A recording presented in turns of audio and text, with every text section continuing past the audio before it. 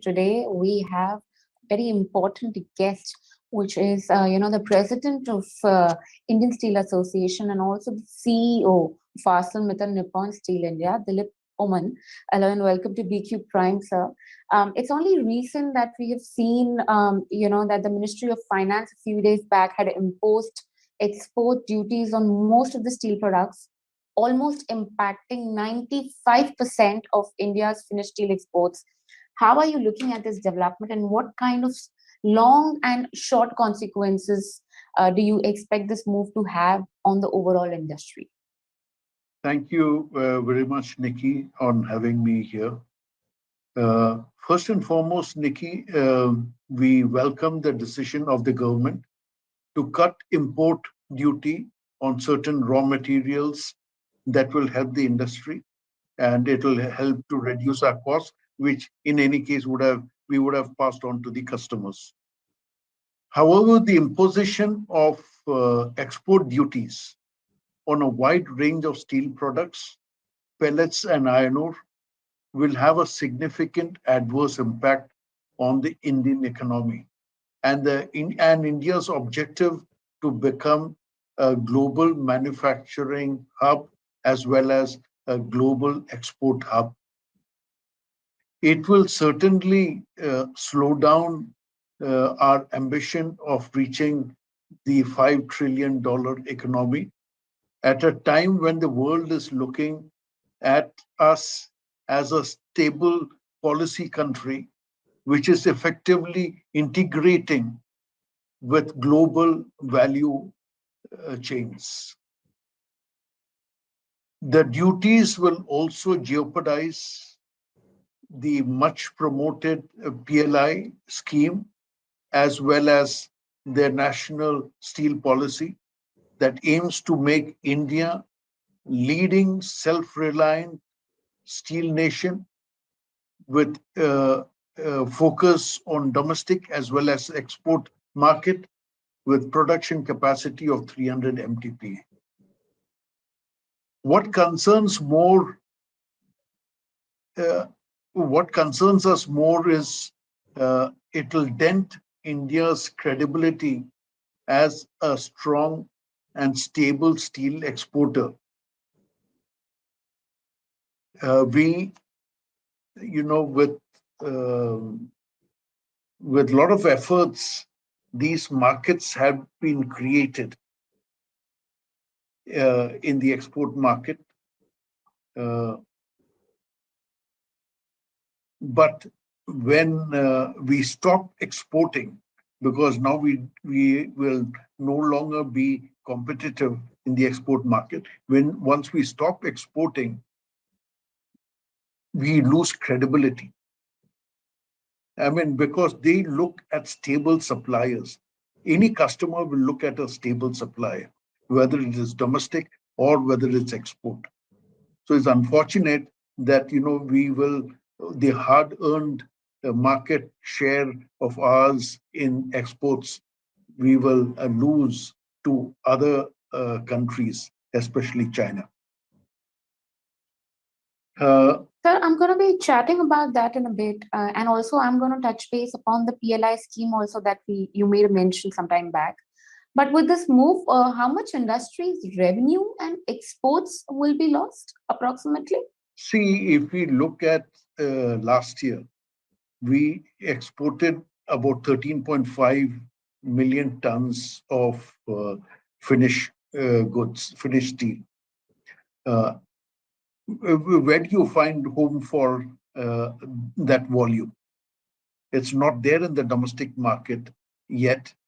So, and you cannot have a surplus in the country.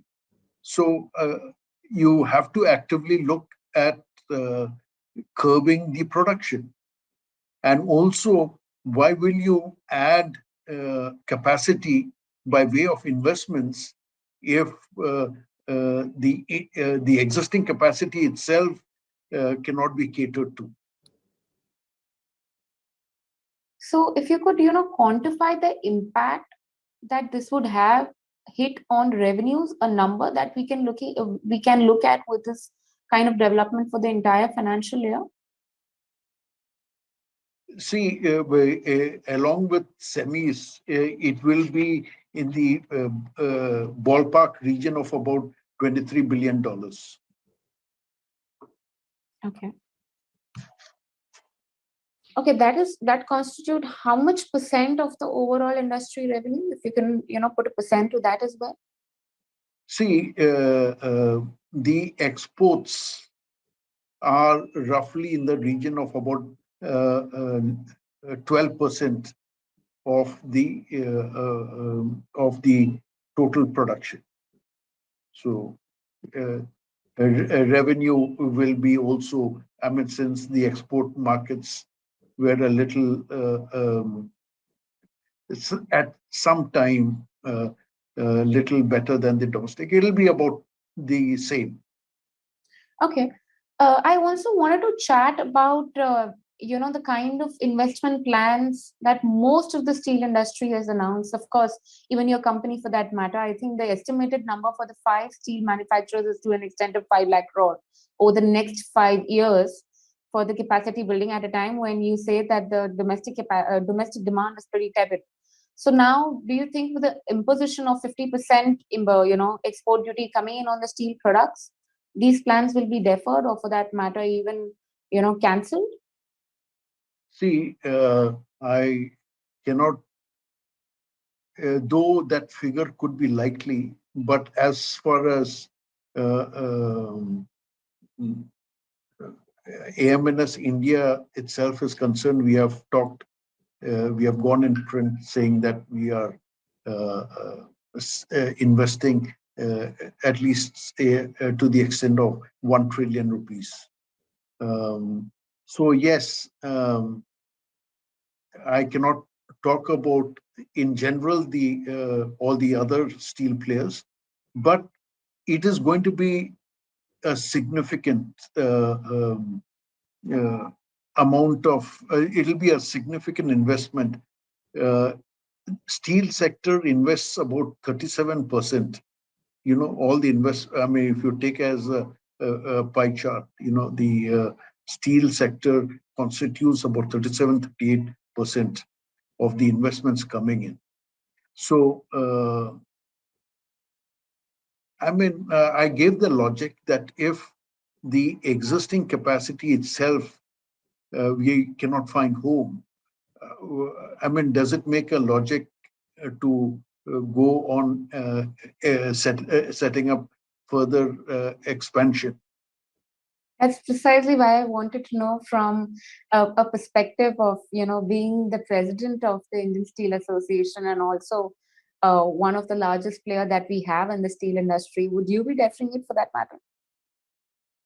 We will definitely be reviewing, and at this stage, I'm 100% sure that the government is going to listen to us when they will review the situation, this policy, and they will have a review of the export duties that have been imposed. So they will either retract or they will moderate. This as an industry, we are certain of. We are certain about this. Okay, while I'm sure, like, you said that you want the government to rethink and revisit the policy as a whole, what if this want to happen the way you're expecting, or maybe there is some amount of tweaking which comes into play? What will be the levels that the industry would then be comfortable with? See, the point, Nikki, the point is that uh, already a correction in prices had taken place even before this announcement to the extent of 10%. And with the import duty cut on the raw materials, this would have also got passed on to the customers. So in today's world, we should believe in market correction. Market would have corrected. That is sure. I mean, I've already stated even before the announcement there has been a 10% correction. Why don't we allow the market forces to play? So was the industry not considered, was not spoken to before the decision came in? No, we were not. I do not know if some public sector steel integrated players have been consulted. I'm not aware, but certainly most of the private sector units were not consulted. Sure. I mean, I totally understand, but just playing a devil's advocate here, because that's a fight against inflation that we're talking about. So government, probably would have just picked that up as a sector, which is in the commodity basket, and also has been seeing significant amount of uptake over the last 2 years or so. Why do you think the government is not justified in doing it? I mean, only yesterday you had seen that some amount of curbs coming in, even for sugar industry for that matter. The kind of exports, they also had imposed some amount of restrictions there for their exports as well. So why do you think this is unjustified at this point of time? Why is it unjustified? There are other ways and means of curbing prices. We have been shouting from the rooftop that the coking coal prices have gone through the roof. I mean, the cut on import duties of many of the raw materials, especially coking coal and coke, is in the right direction. This will definitely help to moderate the prices. Correcting the iron ore prices would have been definitely in the right direction, because these are major inputs. And market correction plus input price correction by way of import duty cuts, restriction on exporting iron ore, instead allowing it to be value added in the country itself. These are the right steps. These would reduce the steel prices. I'm certain about that. There's no need to curb the exports of steel products, because these are finished steel. Sure. So what's the kind of EBITDA impact do you see with this kind of development? At least It's I mean, first and foremost, I'm very optimistic that the government will certainly review this, what they have done. This will be retracted, I'm sure, because otherwise, EBITDA margin head is another matter. But the sustainability of the steel industry is at stake. The credibility of the Indian steel manufacturers in the export market is at stake. I And completely get those points. So let's just sorry, assume a Nikki, worst case. just give me a minute. Whenever investors look for opportunities for investment in a country, the policies should be stable. And therefore, I'm of the firm opinion that obviously the government will see that the prices have corrected even before the announcement, and they will review the decision once again. So I just understand all the points and the place from where you're coming from, given the industry perspective. But I'm just assuming, let's just assume a worst case scenario where the government does not tinker around with the policy. It goes, everything remains on as is basis. What do you think the impact of the margins will be, and how would the utilization levels look like then? See, the utilization level should come. I mean, in March, the utilization level had climbed to 87%, which is fantastic. That would come down by about 11 to 12%. I see the capacity utilization coming down to about 76%. Okay. So that's a good 10-11% of hit that you are estimating with this kind of development. Also, let's just assume that if the government decides to go with, the kind of measures and the kind of, strategy that it's adopted right now, the policy that's been implemented, what's the industry's plan B? Do you think can semi exports be the new focus area over the finished steel exports? How would this play out? Uh, our plan B is to approach the government and reason out with them and come to a consensus on what needs to be done. That is our plan B. We have no other plan B. There is no plan B per se in going about and accepting and probably tweaking the ways around so that this could be accepted as a new reality. Have you already written into the Ministry of Finance? Yes. And what are the recommendations that the industry has made? No, I mean, we have just sent to Ministry of Finance, Ministry of Commerce. So we have just written to, and obviously Ministry of Steel. So, and we would be writing to the PMO as well. Okay. Also, I wanted to understand, given the merchant pellet industry also solely, it's survived on the based on the domestic demand. Now, merchant pellet players who had a good run over the last 2 years will not be as price competitive in the exports market anymore if this duty also remains. So, do you expect a financial distress among these players? I mean, absolutely, the pellet exports will grind to a halt without a doubt, without an iota of a doubt, because that 45% duty, I mean, you can't, it's way too high. But let us first focus on the steel industry, the steel, I mean, because there is no way that we can justify uh, finished steel products not being exported, because it's almost reached very high in the value chain.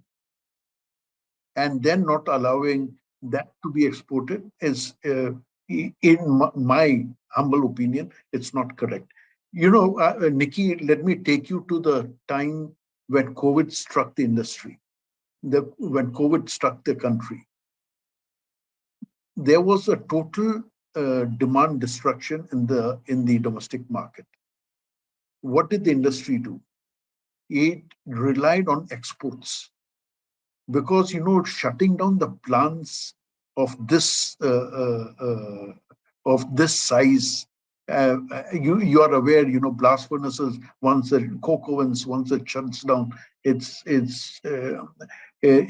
no-go. I mean, it's very difficult to revive once again, especially coke ovens. We relied on the export market. Sure. So, I mean, we should always have the opportunity of exporting. Even the national steel policy envisages that around 15% of the steel that is produced is exported. In fact, it goes against the tenor of exhortation by our Prime Minister, who has been saying that we should be an export hub. We should, and Mr. Piyush Goyal also saying that we should reach $1 trillion of exports. We should be self-reliant. In fact, we should not import steel. We should be exporting. Sure. I mean, how can it be contradictory? So, according to you, why is the PLI scheme for steel getting delayed? What are the issues which are unresolved right now? What I'm told is that it is close to conclusion. But more important, Nikki, is that this will come to be a hit on the PLI scheme, because PLI scheme was promoted to bring in investments in the various sectors. So certainly for the steel sector, it'll take a hit. So definitely from where you see it, it seems a lot like a counterproductive move of what the government is trying to do with the PLI scheme, and now also imposing that 15% export duty on the overall finished steel products, right? As ISA, as steel producers, we are willing to just as we fought COVID along with the government, hand in hand, supplying oxygen to the country. We are prepared to work with the government and see what needs to be done to correct the situation if that exists. If we would have suggested, that cutting down on the import duties, finding out why the coking coal prices, what is the rationale why the coking coal prices are going through the roof. I mean, I'll not take this up right here, but we must understand that coking coal comes from very few sources, and this could be tantamount to monopoly. How can the coking coal prices go up by 400%? And on top of that, there is duty on that. So, I mean, we could have sat down with the government. We will sit down with the government, and we'll find the best way out. Because we are also keen. I am sure, sir, that you've repeatedly said and made a point out here that this is not a move which technically is in sync with what the industry is planning to do towards the economic development of the overall country. I completely understand that, but just focusing on possible alternate solutions, do you think European markets would be more attractive, and India can probably focus more on exporting steel to European markets where the prices are higher?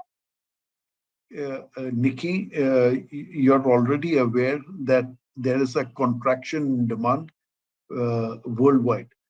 The amount of imports that are happening in Europe are far lesser than what it used to be before. But yes, we were exporting in a big way, to some extent Europe, but mostly Middle East, Southeast Asia, and all that. So these are the markets that will get affected. Europe, certainly, I mean, once the quota opens up, we would have been exporting to Europe, but that is going to get affected now. Okay. The prices in Europe, incidentally, if you check, they have also come down. It's a global phenomenon. Globally, steel prices have come down. The prices in India have come down. Okay, with China, pushing for investment in infra and housing, even though the property and the automobile sectors are showing signs of weakness there, if domestic demand in China remains weak, can Chinese export fill up for the void likely which is created by Russia, Ukraine, and perhaps now India? We are offering the market on a silver platter. I completely kind of understand that. And also I'd want to understand that, as a company, ArcelorMittal has signed up an MOU with Adani to set up green steel capacities. What are the plans and the timelines? If you can also, give a shade of what those numbers look like and when is that going to be completed? And Nikki, can you please repeat that? Sure. The company has signed up an MOU with Adani to set up a green steel capacity. What are the plans and the timelines there? You're talking about POSCO? I'm talking about ArcelorMittal. Okay. It's too early to comment on that. Okay. Okay. I would also want to understand any kind of leaving, any kind of comments that you would leave us with as to what do you now expect from the government, and any kind of suggestions that you've written in the letter which you think also need to be heard by our viewers for that matter? See, immediately, one, we are looking for a reversal of this announcement. I mean, the imposition of duties or imposition of export duty on steel exports, it must be reversed. As a intermediate step, whatever contracts are already signed for exports, those must be honored. In those cases, the export duty must definitely be waived. It's very unfair to now go and tell the customer that you should pay up that 15% extra. It's very unfair, and it's also equally unfair because we have negotiated the prices not assuming that with the 15% duty. So both to the supplier as well as to the customer, it's unfair. So in the interim period, we must make sure that the contracts that are already signed, the export duty is waived. If mills cancel those orders, what will be the kind of implication then we'd be looking at? See, Nikki, I've said I can only speak louder, not clearer. I mean, you cannot be opportunistic in a market, whether it is domestic or exports. You cannot vacate markets just like this. We must, India has reached a stature today in globally where we have to be seen as a credible partner. If we sign a contract, that contract must get honored. So just going with the fact that if this remains as is in the worst case scenario, will there be implications, sir? We cannot afford to not allow the existing contracts to have duties waived. We cannot afford to have. It's not correct. Any kind of financial consequences that you think would just Obviously, given huge 15%. number? 15%. Any number that you could put down to with the that's what I'm saying. 15%. 15%. Let's say $150 per ton on the export. I mean, I'm just taking an average figure. $150 per ton is what you will lose. Either you will lose or the customer will lose. And when the contract was signed, when this was not there, it's unfair on both sides. So at least as an interim measure, I strongly advocate that the contracts that are already in place must have their duties waived. All right, sir, we'll leave it at that. Thank you so much for taking out the time and speaking to people. Thank you very much. Thank you, sir. Very much. Thank you.